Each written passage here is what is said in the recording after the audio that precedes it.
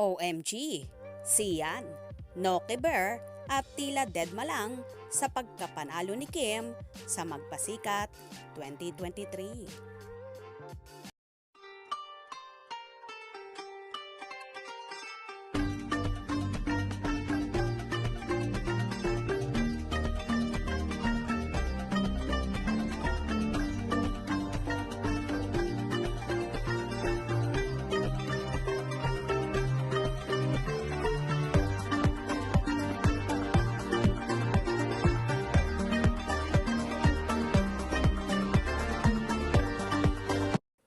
High na high pa rin si Kim Chiu matapos mag-champion ang team nila with Jong Hilario and Ayon Perez sa Magpasikat 2023.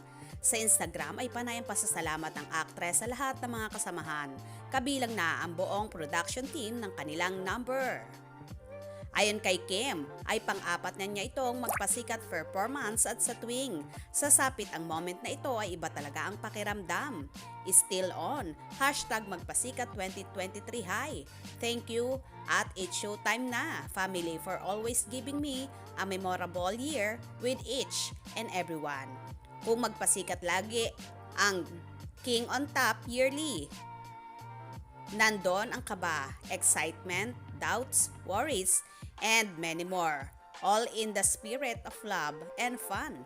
3 years pa lang ako and pang-apat na magpasikat na ang na-experience ko. Got 3 wins of 4. Grabe, ibang saya, nakakatulala, na wow kasama pala ako dito sa pamilyang ito. Congratulations sa lahat ng teams. Happy anniversary indeed. Post ni Kim. Puring-puri rin ni Kim ang dalawa niya sa team na sina Ayon and Jong. Sa Team JKI, maraming salamat sa inyo, Kois at Jong Hilario. Bilib ako sa leadership mo. Minsan namamangha ako kung gaano ka kakalma pagdating sa amin. Lahat ng bind mo, kami lahat sa'yo. Kami kumukuha ng lakas. Salamat din sa pag-alalay sa akin sa mga stunts na kinakabahan ako. Tinututukan mo ako. Salamat, Kois. Iba ka, Lord. At Perez Ayon 27, 3 bagsak para sa'yo. Husay mong sumayaw at wala kang inuurungang.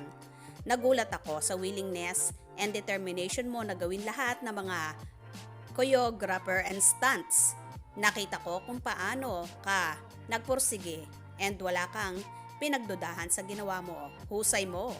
Isa ka ng ganap na dancer. Salamat din sa mga snaps na shinare mo sa amin ang mensahe ni Kim, kina Jong at Ayon.